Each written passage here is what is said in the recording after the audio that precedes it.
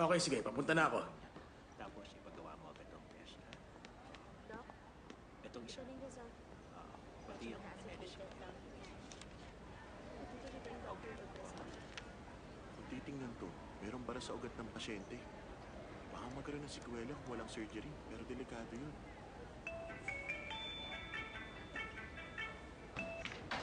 Hello? Sige. Okay. Papunta na ako ngayon dyan.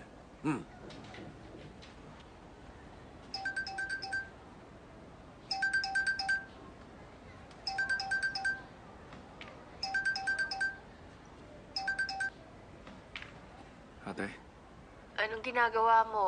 May itatanong sana ako sa'yo eh. importante ba yan? Meron kasi akong hinihintay na tawag eh. Okay, sige. Mamaya na lang.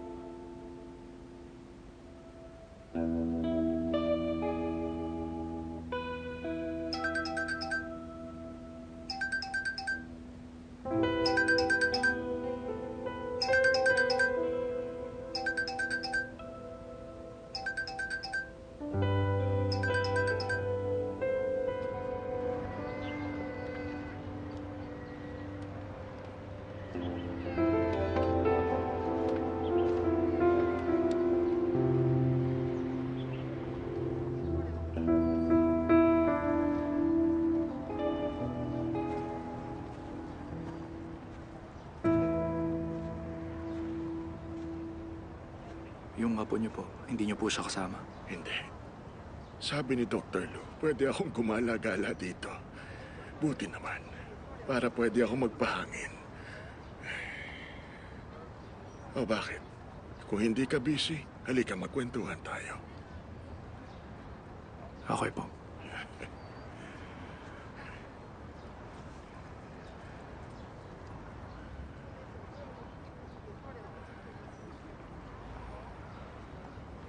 Nung araw,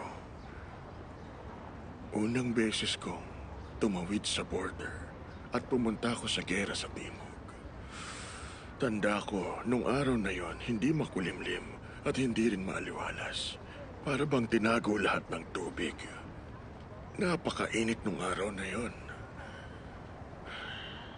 Sigurado kung bata pa po kayo nun. 30 anyos ako nun. Parang ikaw ngayon. Mapusok ang puso ko.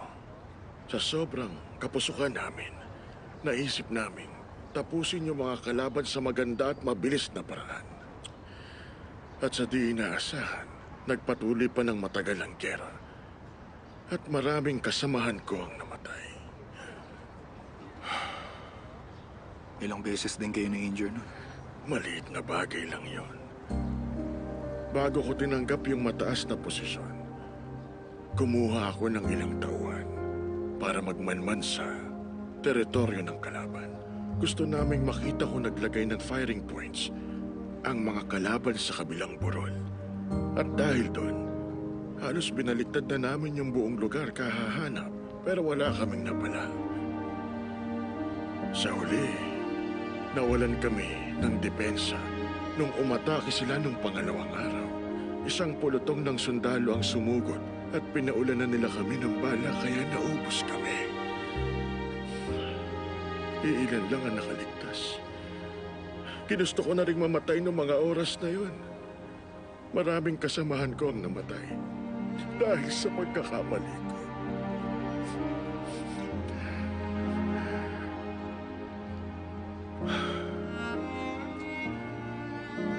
Magmula nun, lagi na akong nangunguna sa bawat gera. Determinado na ako mamatay para makasama ko ng mga kaibigan ko. Pero hanggang sa mapanalunan namin ang gera, hindi pa rin ako namamatay. Naisip ko noon na Yung mga kasamahan ko, napatawad na ako at ayaw nila akong mamatay. Sa pagkakataong to, kung sakali na mamatay ako habang inooperahan niyo, hindi kita sisisihin. Kasalanan ko po. Di ako dapat patawarin. Sisihin niyo po ako. Pwede niyo akong bugbugin. Hindi. Hindi maganda sa tulad mo ang umasal ng ganyan, ha? Hindi kita sisisihin, ha? Maniwala ka. Magaling akong kumilatis, ha? Kung totoong pabaya at tamad kang tao na wala talagang pakialam sa buhay ng mga pasyente niya, hindi ka pupunta rito para lang sabihin to sa akin, di ba? Makinig ka, bumalik ka at kalimutan mo lahat. Maging matapang ka. Gawin mong dapat. Mag-opera ka ng mga tao, magligtas ka pa ng maraming buhay.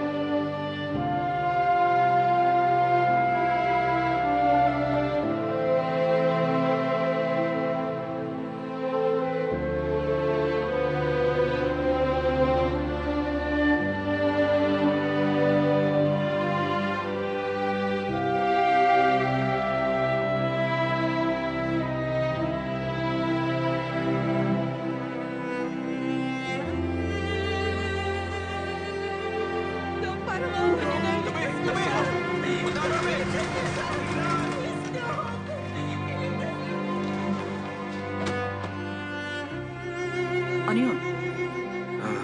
Yung sa pasyenteng nagka-air embolism dahil sa akin. Sinabi ko na po sa pamilya Alam ko na niya. yon. Madam Guan, Huwag mo nang uulitin yung ginawa mo.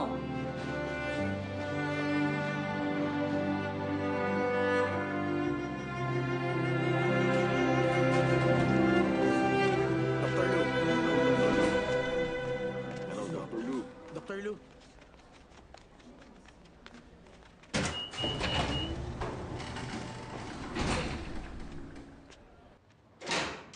Pinatawad ka na ng pasyente at pamilya niya? sa tingin ko, Lagay mo na yung equipment. Nandito rin kayo. Dr. Wang, laki ng pinayat mo ah. Ilang araw pa lang ang nakakalipas. Kaya mo pa bang buhatin yung mga heavy equipment ha?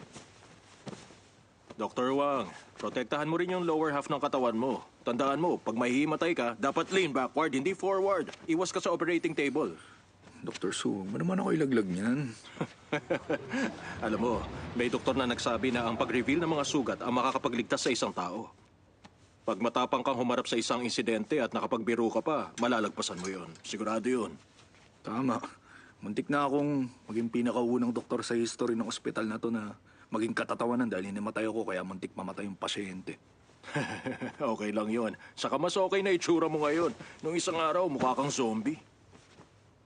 Sige na, tama na yan. Tara na sa operating theater. Master, hindi pa rin ako pwede sa loob. Anong problema? Di ba pinatawad ka na? Ayaw mo pa rin? Di ko alam. Para pa rin kasi ako nagigilty. Paano kung magkamali ulit ako? Tapos mapahama ko yung pasyente. Ay, alam mo, masyado ka pang bata. Bibigyan kita ng oras. Pero wag matagal ha. Marami ka pang gagawin. Dr. Su, nagigilty rin ako eh. Dapat ako na lang ang palitan niyo. May kidney failure ka. Nagigilty ako. Tama na yan. Halika na. Pero nagigilty Dali, talaga magtrabaho ako. na tayo.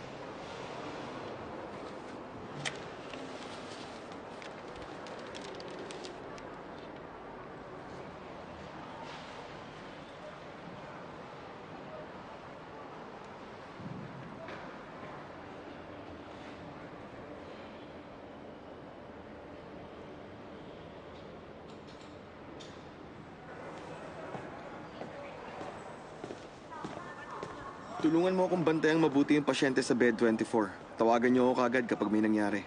Sige.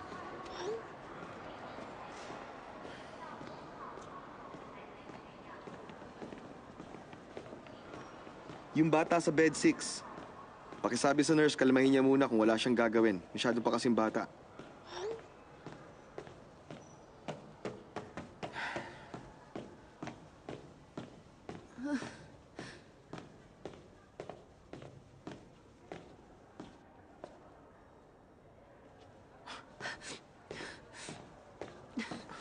Wangwan! Bakit? Ano nangyari?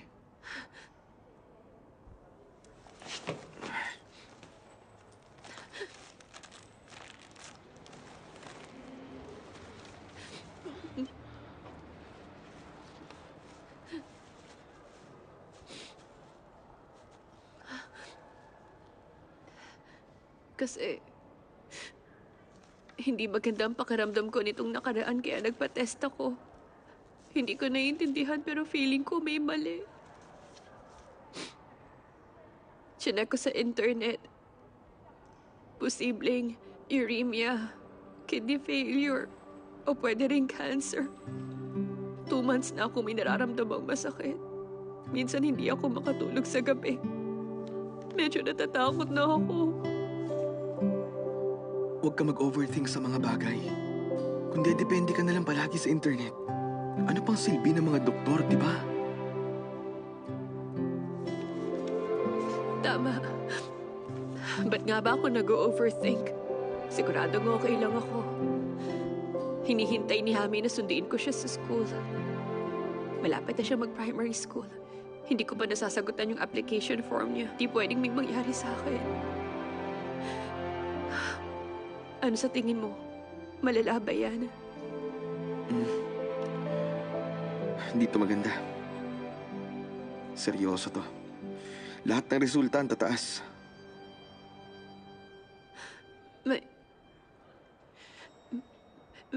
Meron ba akong cancer? Hanggang kailan ako mabubuhay? Ano ba sinasabi mo dyan? Hindi basta-basta nagkakaroon ng cancer. Sa tingin ko, gout to. Hindi to nakakatakot, okay? Gout lang ba to, ha? Oo. Teka, gout lang talagang meron ako? Oo, gout lang.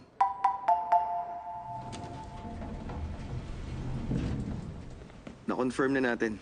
Hindi ka dapat nag-overthink. Oo, medyo malala ang gout mo. Mag-iingat ka na sa mga kinakain mo. Iwasan mo na ang coffee, lamb, saka beer. Huwag ka rin magpupuyat.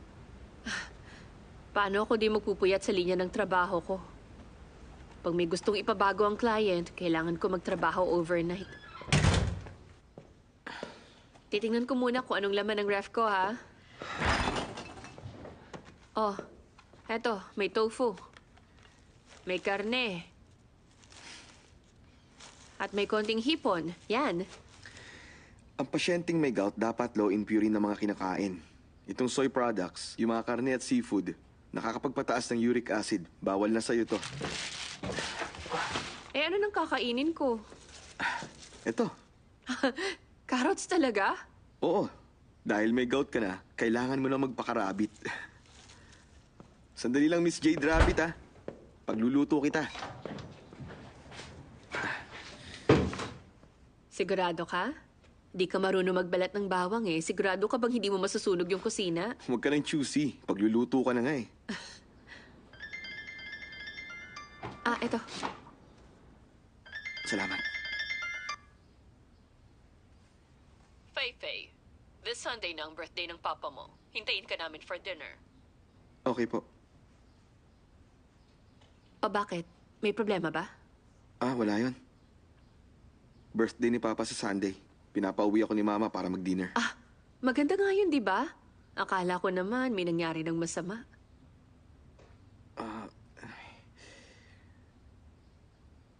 Ano? Gusto sana kitang imbitahan sa amin. Pati si Wang Yangming. Oh, di ako pwede sa Sunday. Sasamahan ko kasi si Hami. Si Wang Yangming na lang ang sasama sa'yo imbes na ako. Isama mo rin si Hami. Wala namang problema dun eh. Seryoso ka ba? Birthday yun ng papa mo, ah. Tapos isasama ni Wang Yangming ang buong pamilya niya. Di ba parang di tama? Kasi... gusto ko sanang... Sana... Gets ko na. Yung pamilya mo, gusto ko nang ipakasal. Tapos ako, gusto mo na maging excuse mo ulit, tama? Ganun nga. Ay, hindi. Hindi. Hindi yun ang ibig ko sabihin. Aasa ko sa'yo sa dinner ngayong gabi, ah. Hilamos lang ako. Umiyak kasi ako kanina eh. Ang bata-bata mo pa? Bakit ang dami mo na agad problema pagdating sa pakikipagrelasyon? Wala naman akong problema dun eh. Natatakot lang ako para sa'yo. Kung wala ka naman palang inaalala, okay lang sa akin na isama si Hami sa bahay niyo at makiselebrate kami sa birthday ng papa mo. Talaga? Ba't di mo sinabi naghuhugas ka ng buhok? Okay lang. Sumakit braso ko recently kaya ilang araw ko nang hindi nahuhugasan ng buhok ko. Ang katidin. Ako na. Okay lang. Kaya ko naman to mag-isa. Huwag kang malikot.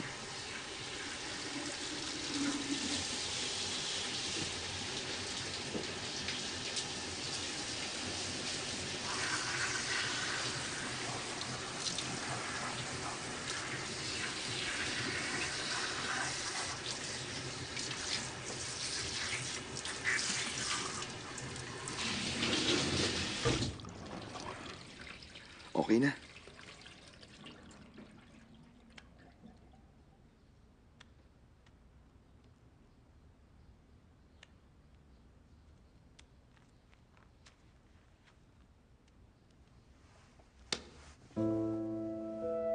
Ano ba yun? May mga sabon pa kasi yung tenga mo kaya tinatanggal ko lang. Wala akong kahit anong masamang intensyon sa'yo. Siguro kasi kahawak mo ng scalpel kaya ang lamig ng kamay mo. Ba't nakatayo ka lang dyan? Pakiabot sa akin yung towel. Ako na. Hindi, wag na. Kaya ko na. Okay lang.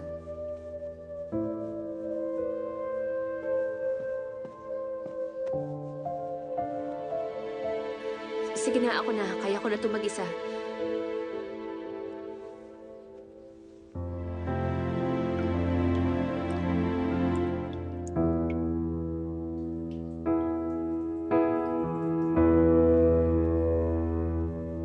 Sorry sa nangyari ngayon lang. Recently kasi masama ang pakiramdam ko. Naging sensitive ako. Sa tingin mo ba may gusto ako sa'yo? Imposible naman yan. Kakanood mo yan na may relasyon sa mas matanda eh. Ayoko ng mga ganong weird na relationship. Magkakagusto ka ba sa mas bata sa'yo? Depende na lang siguro sa itsura ng lalaki.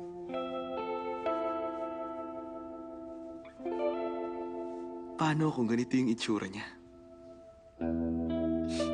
Walang problema kung kamukha mo yung lalaki. Pero may mali sa utak mo eh. Nagsorry na ako sa'yo, hindi ba? Huwag mo na akong tuksohin dyan.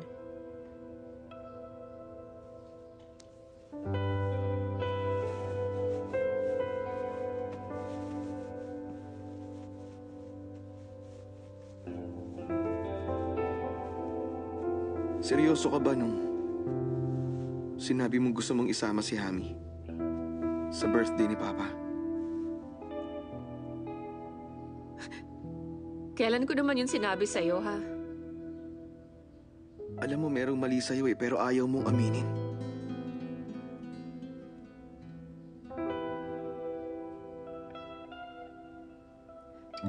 Dali, magluto ka na. Sige.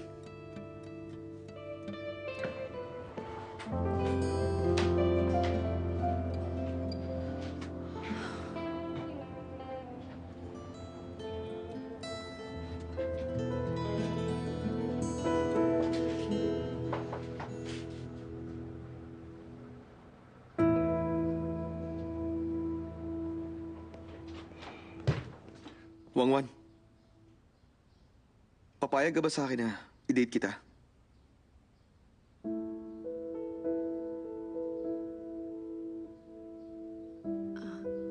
Kailangan mo ba talagang sabihin yan kung kailan ganito ang sitwasyon ko?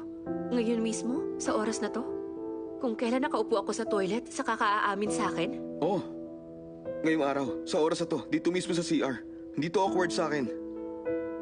Gusto kong umamin sa'yo at kung kaya mo akong tanggapin.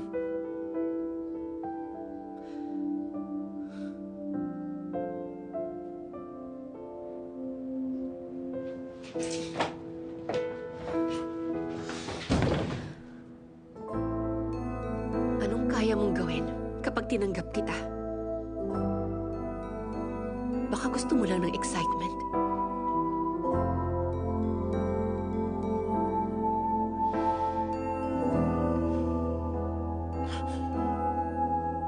O ano na? Natatakot ka ba?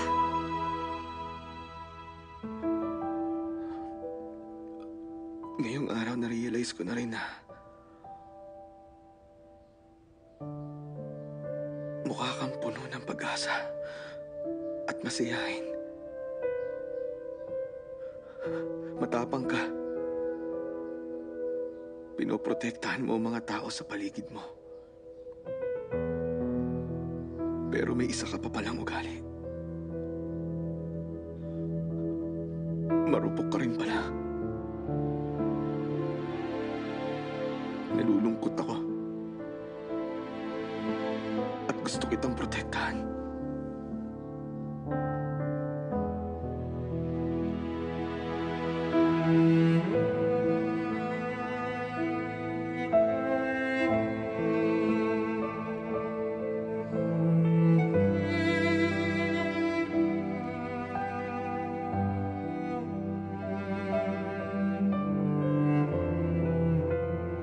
Parang batang kapatid na kita.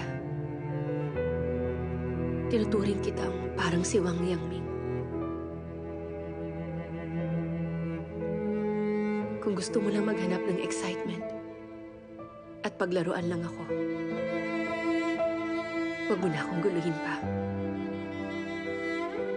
Dahil kung itutuloy mo to, magugulo lang ang mga buhay natin.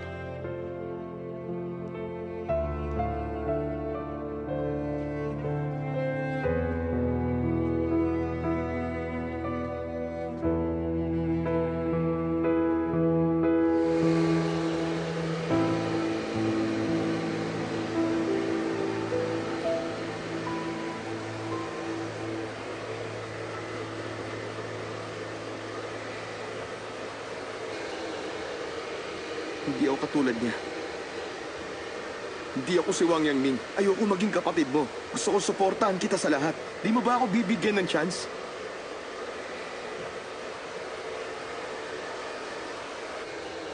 Wangwan. Hindi ako naniniwalang wala kang gusto sa akin.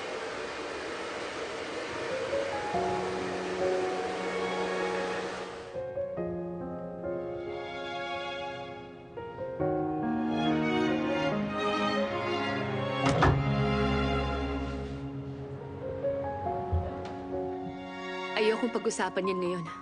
Umuwi ka na. Uwi na.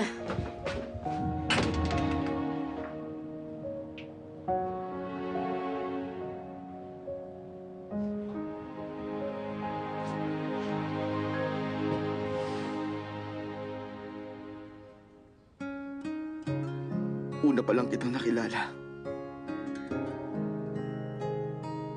Na in love na kagad ako sa'yo.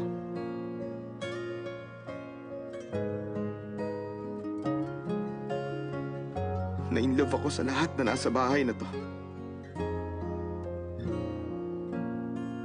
Si P. Si Hami. Yung kabayo. Yung yurt. Yung bawat detalyeng design na masigasig mong tinrabaho.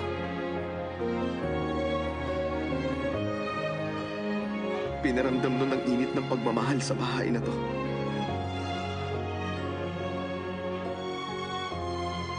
Ayoko nang bumalik sa bahay namin.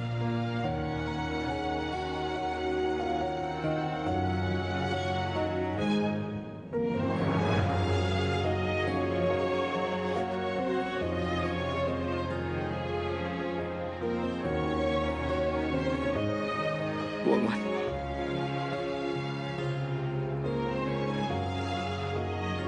Para sa'yo ba?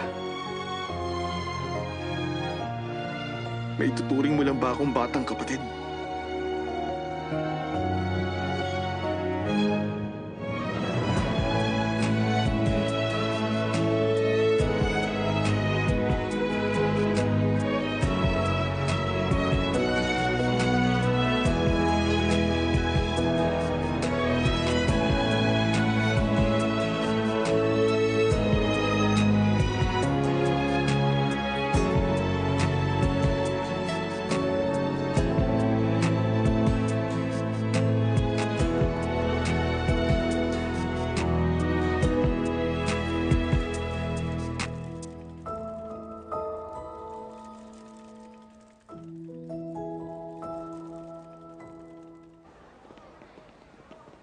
High-risk patient to. Barado yung RCA niya. Tortuous yung veins niya. At matanda na rin. Importante ang bawat artery. Siguruhin natin ang safety nila. Dapat tanggalan muna ng bara yung RCA. Mas magiging beneficial yon pag nagtagal habang pinapanatiling safe yung lifeline. Pero useless na yung collateral circulation niya eh. Wala nang silbi yung artery. Hindi mo pa rin pwedeng alisin yung posibilidad na i-unblock yung RCA. Hindi. Kailangan ba talaga natin pagtalunan yung tungkol sa isang surgery broadcast? Eh hindi nga sa atin yun eh. Wala tayong karapatan. Di ba yun naman talaga yung purpose ng surgery broadcast para i-discuss ng mga tulad natin? Kung hindi, para saan pa yun, ha? Kilala ako ng mga tao na matigas ang ulo. Pero nung nakilala kita, ay, nakahanap ako ng katapat ko. Sandali nga, anong ibig mong sabihin doon, ha? Nirerespeto ko ang medicine at pinoprotektahan ko ang katotohanan. Oh, tama ka naman lahat. Sang-ayon ako sa desisyon mong tanggalan muna ng bara yung RCA. Tama lahat ng sinabi mo. Ako ang loyal fan mo at saka #1 supporter. Di ako mawawala sa tabi mo. Seryoso ka? Sinusumpa ako sa itas. Ayos, gusto ko yan. Pero sinasabi ko sa'yo, hindi ako magiging katulad mo na walang prinsipyo, ha? Kahit magpakasal tayo, makikipagtalo pa rin ako sa'yo. Teka, kahit magpakasal tayo? Ibig sabihin, pumapayag ka na magpakasal sa akin, ha? Sino may sabi? Mangarap ka lang dyan.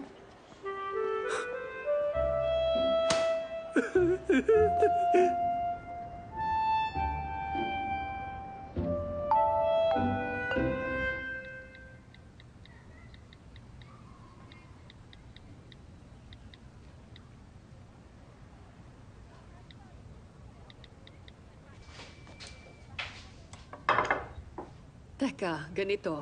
Pagsamahin mo yung vegetarian at yung hindi. Huh? At saka, huwag mo agad isa-serve yung seafood platter, okay? I-serve mo pag nandito ng lahat dahil magiging malansa. Opo, ma'am.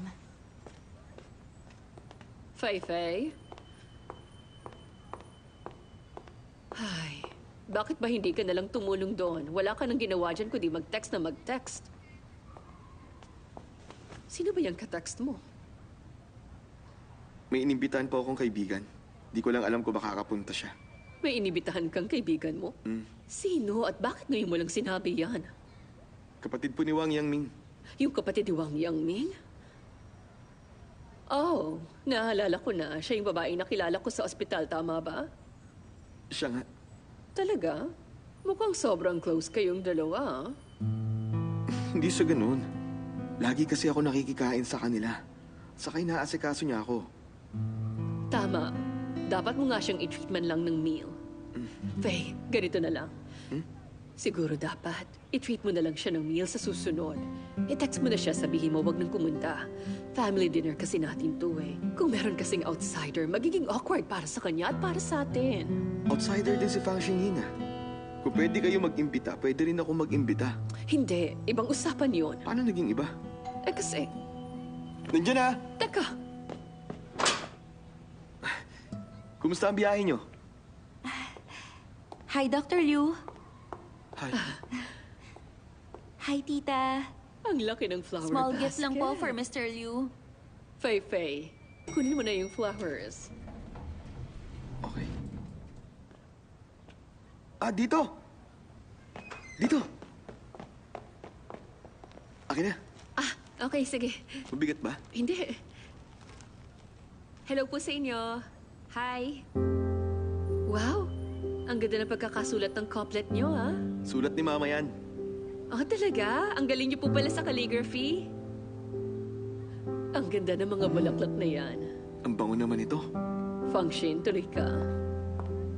Uy, maganda ang lotus seeds. Nakakapresko to.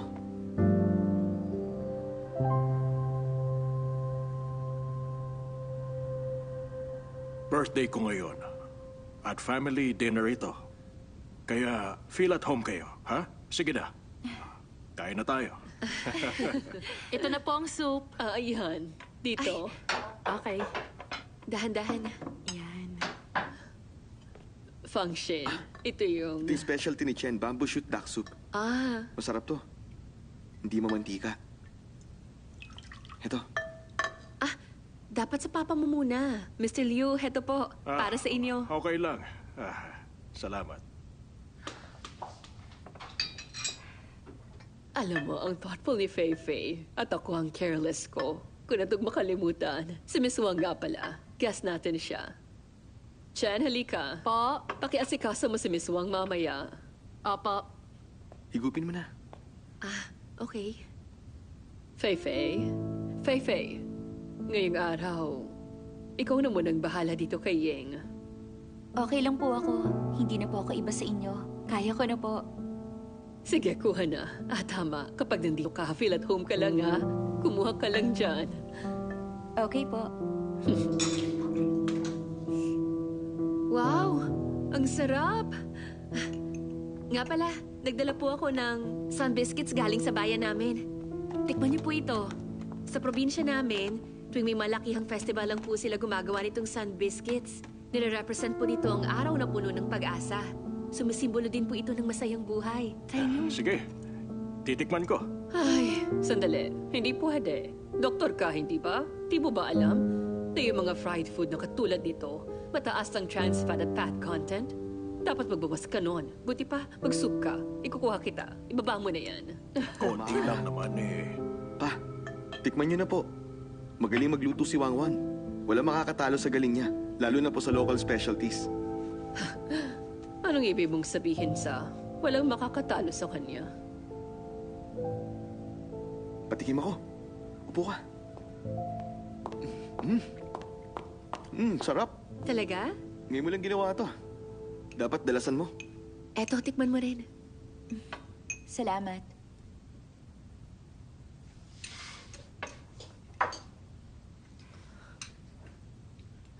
Miss Wang, sabi ni Fei, inasikasa mo raw siya. Naaabala ka na niya. Hindi naman po. Kailangan din pong kumain ng kapatid ko. Kaya okay lang po na sumabay siya sa amin. Ano? Pinagluto mong kapatid mo? Ganun ba? Teka, yung asawa mo ba wala sa bahay? Kasi yung asawa ko matagal na pong patay. Oh.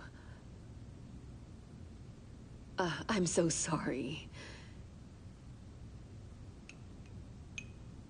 Teka, hindi ba meron ka ng anak na lalaki? Last time, di ba? Na-meet ko na rin siya dun sa ospital. Tama ba? Opo. May anak na po ako, si Hami. Malapit na siya mag-primary school. Nasa edad na siya ngayon na napakatigas ang ulo. Pag nalaman niyang sinisiraan mo siya, magiging machine gun yun. Anong ibig mong sabihin doon? Magkapabuhat siya sa akin. Tapos baril kunwari yung kamay niya. Pagkatapos, ratatatatatatatatatat. Ni-spoil mo kasi siya. Mukhang magkasundo kayong dalawa. Napakabait naman kasi ni Fei. Magaling talaga siyang makisama.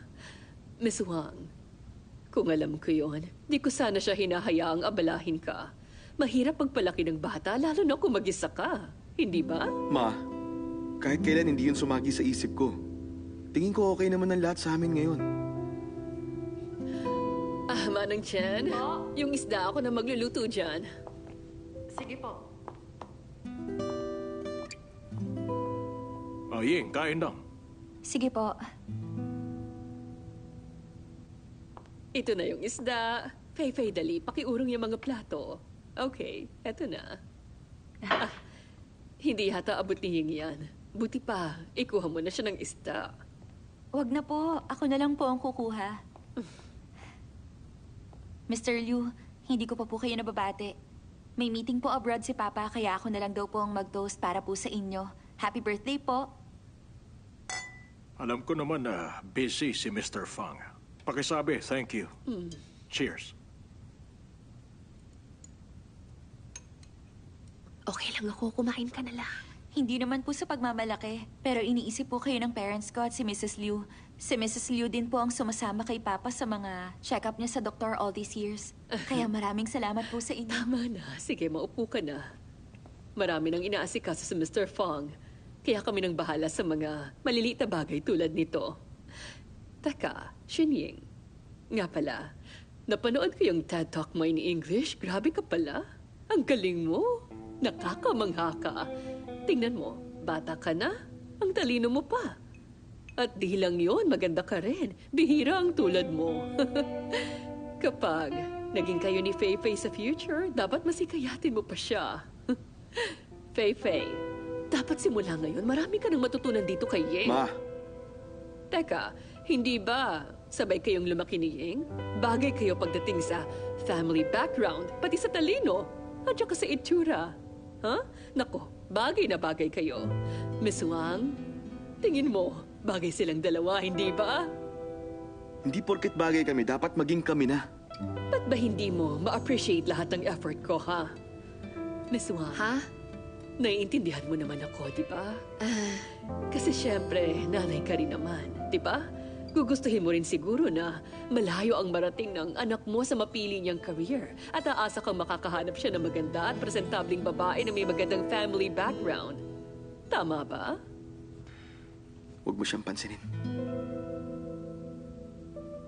Mrs. Liu, mawalang galang na po sa inyo, ha? Pero magkaiba po tayo ng pananaw. Para kasi sa anak ko, gusto kong gawin niya yung mga bagay na gusto niya at makasamang taong gusto rin niya. Bagay nga po sina Liu Fei at Miss Fang. Pero ako po ang gusto ni Liu Fei.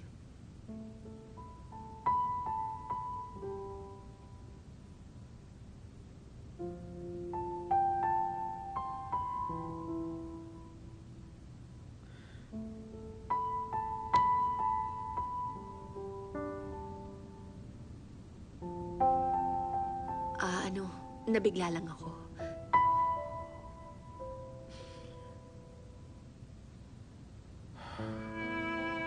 Okay lang yan. Thankful ako sa'yo. Yung sinabi mo ngayon lang.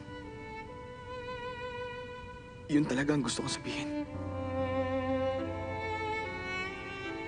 Liu Fei.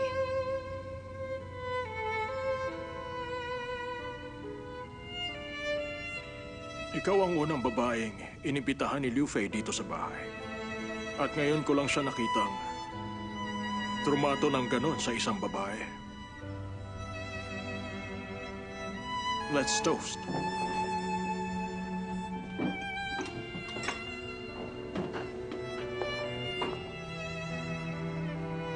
Para sa'yo to.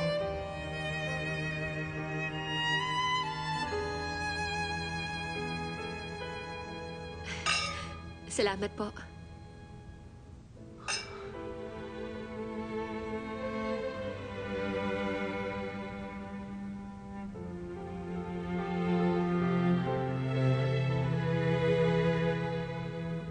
Salamat pa.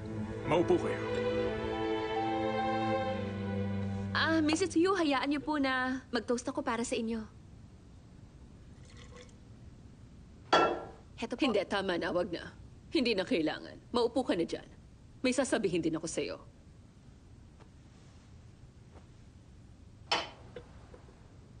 Hindi naman ako nagulat na nagustuhan ka ni Fei Fei. Bata pang anak ko. Madali sa kanya magsimula ng panibagong relasyon. Eh, ikaw ba? Ma, pwede bang tama na? Siyang pakakasalan ko. Sige. Madaling sabihin para sa'yo na pakakasalan mo siya. Pero, walang relasyong hindi nagbabago. Miss Wang, napaka-importante na ng oras mo. Hindi ba? Napakabata pa ni Faye.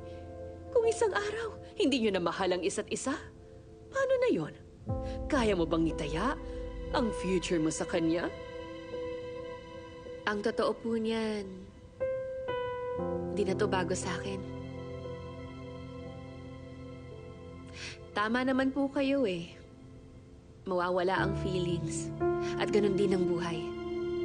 Yung asawa ko, minahal ko ng sobra. Akala ko habang buhay kaming magsasama. Pero bigla na lang, nagbago ang lahat. Kaya sinabi ko sa sarili ko na unpredictable ang buhay. At hindi yun palaging masaya. Yung love at happiness, extra na lang yung mga yon. Pag nandyan na, kailangan nating sunggaban at i-enjoy yung moment na pwedeng mawala. Yun lang ang paraan para maging worthy tayo sa mga taong mahal natin.